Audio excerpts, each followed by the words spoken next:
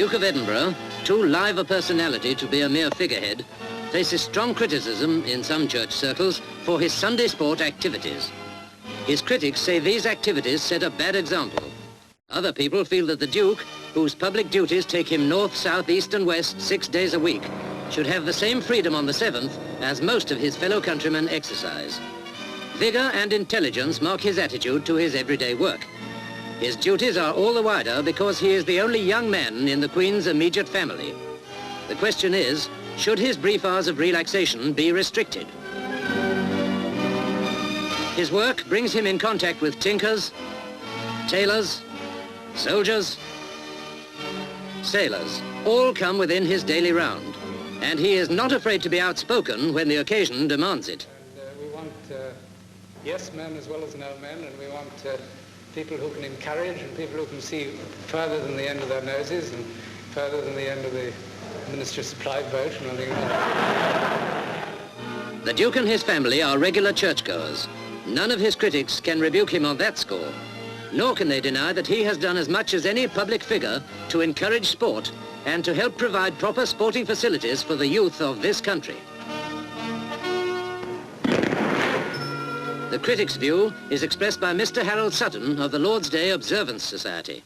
Whilst we respect his private life, the Lord's Day Observance Society knows that His Royal Highness's public example is being used throughout the country as justification for all kinds of sport.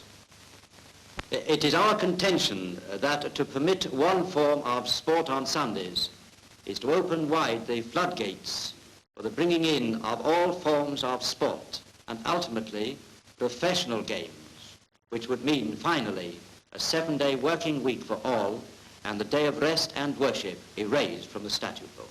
Mr. Sutton and others feel that when the Duke plays a Chukka of Polo on Sunday afternoon, he violates Christian principles. The opposite view is expressed by an East End parson, the Reverend John Hornby of Old Ford. The Duke of Edinburgh has been much criticised recently for playing polo and cricket on Sunday afternoons. I think this happens because people are confused about the meaning of the Christian Sunday. The Duke of Edinburgh is serving God by reading the lessons at church on Sunday morning. He is equally well serving God by playing polo as hard as he can on Sunday afternoon. Away with these 20th century Pharisees, and all honour to your Royal Highness for bearing witness to the Christian faith in such a balanced way, and may you have the best of luck in every Chukka and innings you play this season.